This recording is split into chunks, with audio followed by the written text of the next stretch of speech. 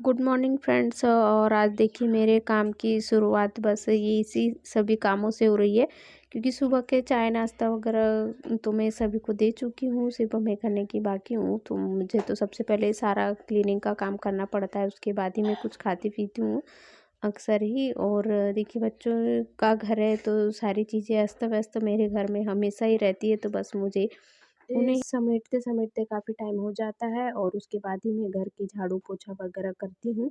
और ये सारे काम करते-करते ना धीरे-धीरे साढ़े 10-11 के करीब मुझे बज ही जाता है। और देखिए मैं नहाने के बाद एकदम रेडी हो गई हूँ और सारा काम ख़त्म करके आप लोगों से ही बात करने के लिए मैं इधर हो रही थी। लेकिन घर के आस-पास काफ़ी आवाज़ हो रही थी, तो मैं सोची पहले उन्हें शांत हो जाने देती हूँ।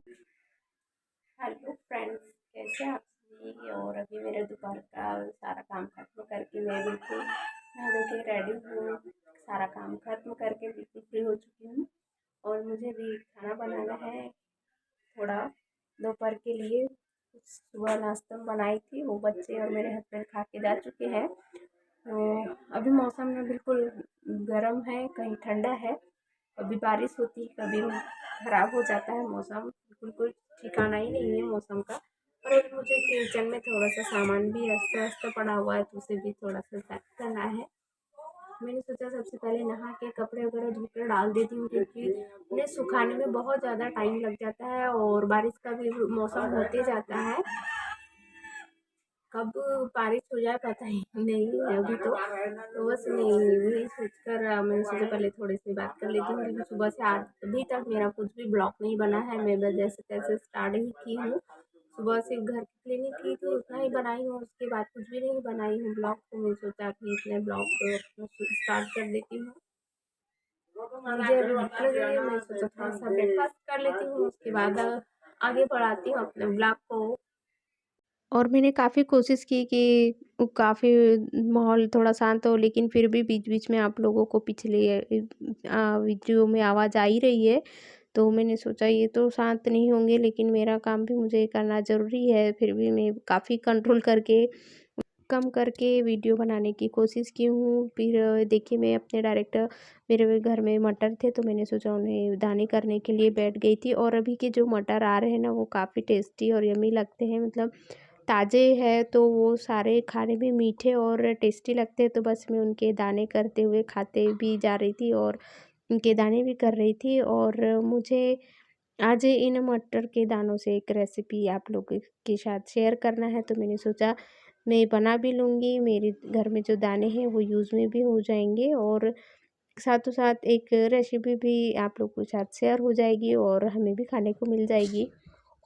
और खाते-खाते हुए मैं बाहर भी देख रही थी, क्योंकि घर के सामने काफ़ी लोगों की भीड़ थी। रोड पे घर है ये मैं आपको बताई थी, तो सामने कुछ लोगों का काम भी चल रहा था, तो बस मैं उन्हें देखते ही बैठी हुई थी और दाने भी करते जा रही थी और घर में का कुछ काम भी सोचते हुए बैठी थी मैं वहीं। और देखिए मैं आप लोगों से बात करने के डायरेक्ट बाद अपने किचन में आ गई हूँ। तो मेरे पास मैदा था, तो मैं उसे पहले ही छान कर कटोरे में रख ली हूँ और उसमें थोड़ा सा मोयन के लिए तेल डालती थी और टेस्ट के अनुसार उसमें नमक डाल दिया है। और अगर उसमें अजवाइन डालना चाहे तो अजवाइन भी डाल सकते हैं, लेकिन मैंने नहीं डाला है क्योंकि थोड़ा तेज़ हो जाएगा बस इसीलिए। तो उसमें मैं तेल और नमक जो था थोड़ा-सा टेस्ट के लिए उसमें अच्छी तरह से मोयन कर लेती हूँ, उसे मिक्स कर लेती हूँ और थोड़ा-थोड़ा पानी डालते हुए उसे भिगोती हूँ, क्योंकि मैदा है तो और नमक भी डाला है उसमें, तो वो पानी ज़्यादा पानी छोड़ देगा, इसलिए उसमें थोड़ा-थोड़ा सा पानी डालते हुए उसे भिगोना है और भिगो के रख देना है थोड़ी-सी देर के लिए, जब तक वो मुड़ ना जाए। और साथ ही में एक साइड मेरे मटर मैंने थोड़े से बॉयल होने के लिए रखे हैं, क्योंकि बॉइल्ड मटर होगी तो अच्छे से कचौड़ी बन पाएगी। तो बस इस मैदे को मैं ढक कर रख दूँगी और उन्हें अच्छी तरह से ठंडा करके बारीक करूँगी और बारीक करने के बाद ही मैं उसे फ्राई करूँगी। और मैं मैदा को गूँथ कर अच्छी तरह से कुछ देर के लिए फूलने के लिए रख देती हूँ, ज़्यादा देर तो नहीं। और देखिए मेरे मटर भी अच्छी तरह से बॉईल हो गए हैं, तो बस मैं उन्हें चम्मच की सहायता से इसी तरह से भगोने में, कटोरे में इस तरह से बिल्कुल बारीक कर लेती हूँ। उसके छिलके तो हटेंगे नहीं, तो बस उसकी दालों को भी मैं इसी में अच्छी तरह से बारीक फेंट लेती हूँ। और अगर ये कम बॉइल्ड रहते हैं तो इसे मिक्सर में भी अच्छी तरह से पीस सकते हैं, तो मैंने सोचा मिक्सर नहीं निकालती हूँ, उसे चम्मच से ही अपने हाथों से इस तरह से बारीक कर लेती हूँ। और इन्हें जब तक बारीक करती हूँ तब तक कि ये सारे मटर अच्छी तरह से बारीक ना हो जाए, इसी तरह से मिक्स करना है उसे। और ये सारी दालें अच्छी तरह से बारीक हो जाएगी इसमें, क्योंकि अच्छी तरह से पक चुके हैं। और अगर नहीं पकते तो ये नहीं होते। तो देखिए मेरे सारे मटर अच्छी तरह से मिक्स हो गए हैं, फूट गए हैं पूरे अच्छी तरह से, इसका मतलब एक पेस्ट टाइप से बनने लगा है। तो बस इसे फ्राई करने के लिए मैं सारा सामान निकाल के रखी हूँ। ये मिक्स किए हुए हैं मटर, और एक साबुत धनिया है, एक कटोरी में जीरा, सौंफ, और ये एक कटोरी बेसन है। बस इतने ही कम सामानों में मैं सभी चीज़ें बनाऊंगी। और फिर ये मैदा था, तो ये देखिए बहुत कम सामान है, और इसमें जिससे जो चाहे उतना सामान डाल भी सकते हैं, कम ज़्यादा भी। तो देखिए मैं फ्राई पैन में पहले तेल डाल दी हूँ, और फ्राई पैन में नॉर्मल सा तेल गर्म करूँगी। और इसमें अगर जिसे तीखा खाना हो तो मिर्ची भी स्वाद के अनुसार डाल सकते हैं। हरी मिर्ची को काट कर या मिर्च का पाउडर डाल सकते हैं। तो मैंने सबसे पहले फ्राई पैन में खड़ी धनिया डाली हूँ, और धनिया के बाद डाल देती हूँ मैं इसमें जीरा, और जीरे के ऊपर डाल दूँगी मैं जो सौंफ निकाल के रखी थी सौंफ। और इन्हें अच्छी तरह से मिक्स कर लूँगी, और इन्हें जब तक ये अच्छी तरह से चटक ना जाए उतना तब तक तेल में भूनने दूँगी। और मैं मिर्च पाउडर ही डालूँगी इसमें, क्योंकि खड़ी मिर्च मतलब हरी मिर्च अगर डालूँगी तो बच्चे नहीं खा पाएँगे। तो देखिए सभी को अच्छी तरह से मैं मिक्स कर लेती हूँ, धनिया, हरी मिर्च और हल्दी वगैरह डालकर। तो बस मैं उसमें अभी जो मिक्स किए हुए थे मटर ग्रीन वाली, उन्हें डाल देती हूँ, और इन्हें जब तक अच्छी तरह से भूनती हूँ जब तक ये सारे अच्छी तरह से पक ना जाए। और कुछ बटने अगर छूट जाते हैं तो उन्हें इस तरह से मिक्स कर लेती हूँ, ताकि सारे अच्छी तरह से मसाले में ऐड हो जाए। और ये देखिए सारे हो जाने के बाद में उसमें जो 1 कटोरी बेसन निकाला था उसे इस तरह से मिक्स कर देती। और इस बेसन को इस पेस्ट में जब तक अच्छी तरह से मिक्स करना है, जब तक कि अच्छी तरह से उसमें सारे मसाले मिक्स ना हो जाए, और सारे मसाले का कलर मतलब जो बेसन और मटर है वो अच्छी तरह से मसालों में पक जाना चाहिए। और उसका जो डार्क ग्रीन कलर है वो थोड़ा-सा भूरा गोल्डन ब्राउन सा हो जाना चाहिए, मतलब जो पकने के बाद जो कलर आता है थोड़ा-सा हल्का ब्राउन सा वो कलर आ जाना चाहिए। और टेस्ट के अनुसार नमक, और उसमें आमचूर भी डाल सकते हैं जिसकी इच्छा हो खाने से। तो गरम मसाला भी। और देखिए मेरा ये सारा मसाला जो है मतलब कचौड़ी में डालने वाला मसाला बिल्कुल बनकर रेडी है, और इसमें थोड़ा-थोड़ा सा मैं ठंडा कर लेती हूँ। और उसके बाद देखिए मैं डायरेक्ट लोइयाँ बनाती हूँ। कचौड़ी भरने के लिए मैं मैदे को पहले थोड़ा-सा मिक्स कर ली थी, और उसके बाद देखिए उसकी लोइयाँ ना ज़्यादा मोटी बनाना है और ना ज़्यादा पतली, तो बस मैं उन्हें हल्के हाथों से बेल लेती हूँ, क्योंकि उसकी बिना बेले तो लोई बनेगी नहीं गोल। और देखिए मेरी ये छोटी-सी रोटी बनकर तैयार है, और जो मेरा स्टफिंग मटर का बनकर तैयार था, तो मैं उसमें इस तरह से उसे भर लेती हूँ। और उसका पहले मुँह दबाना है, और फिर उसे दबाते हुए उसका मुँह दबाते हुए इकट्ठे कर लेती हूँ। और ऊपर का जो भाग है उसे तोड़कर अलग कर देती हूँ, और अपने हाथों से इस तरह से दबा देती हूँ। और हल्का अगर चाहे तो उसपे बेलन भी एक बार घुमा सकते हैं, लेकिन उसकी ज़रूरत नहीं पड़ती है, कि अगर वो फूट जाएगा तो सारा हमारे तेल में वो बिखर जाएगा, इसलिए हाथ से उसे दबाना ज़्यादा आसान होता है। तो देखिए मैं आप लोगों को और भी भरकर बता देती हूँ। और देखिए मेरी सारी कचौड़ियाँ भरकर एकदम रेडी है, ये देखिए। और खाने में भी बहुत टेस्टी और यम्मी होती है।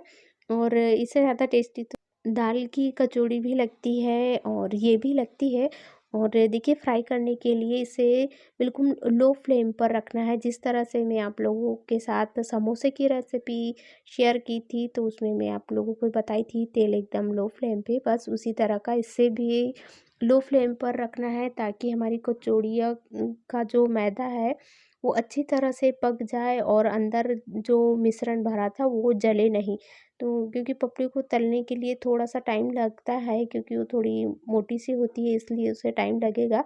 और लो फ्लेम पे रहेगा, तेल मीडियम आँच पे रहेगा तो वो धीरे-धीरे से पकने लगती है, और लो फ्लेम पर ही पकने पर वो ज़्यादातर कुरकुरी लगती है। और अगर हाई फ्लेम पर तलते हैं तो वो जल के टेस्ट पूरा ख़राब हो जाता है। समझ सकते हो, आप लोग एक बार ट्राई करके देख लीजिएगा अगर नहीं हो तो। लेकिन मैं इसी तरह बनाती हूँ और आप लोगों को भी दिखाऊँगी भी कि कितनी अच्छी टेस्टी लगती है ये बनाने पर। और देखिए मेरी सारी कचौड़ी कितनी अच्छे से फूलने लगी है धीरे-धीरे से, और उनका कलर भी धीरे-धीरे बदलने लगा है, मतलब वो धीरे-धीरे से फ्राई हो रही है देखिए। और उन्हें बीच-बीच में मैं इसलिए पलटा रही हूँ क्योंकि उनका जो मोटा जिस तरफ से भाग है उस तरफ से वो पूरी पक जाए, क्योंकि एक साइड तो उनका मुँह दबाया नहीं था तो उस साइड से वो पक ही जाएँगी। और देखिए उनका कलर कितना सुनहरा लग रहा है। और अगर आप लोग भी इसे ट्राई करेंगे तो मुझे कमेंट करके ज़रूर बताइएगा, और आप लोगों को अगर पसंद आए तो मेरी रेसिपी को ज़्यादा से ज़्यादा शेयर कीजिएगा।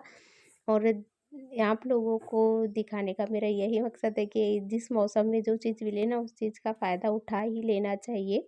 और सारी चीज़ों का फ़ायदा उठाकर अलग-अलग रेसिपी डिशेज़ बनाकर खाना चाहिए, क्योंकि हर चीज़ का स्वाद लेना ज़रूरी होता है। इतना काय को हम इसके सही खा के बता।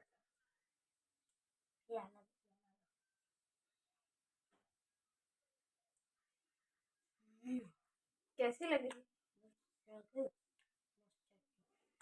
हम्म?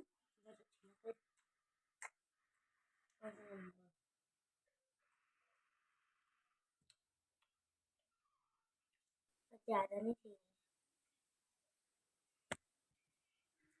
कैसी लग रही कचौड़ी? अच्छी लग रही है। टेस्टी। हम्म। यम्मी। हाँ। इधर देखकर बता। हम तो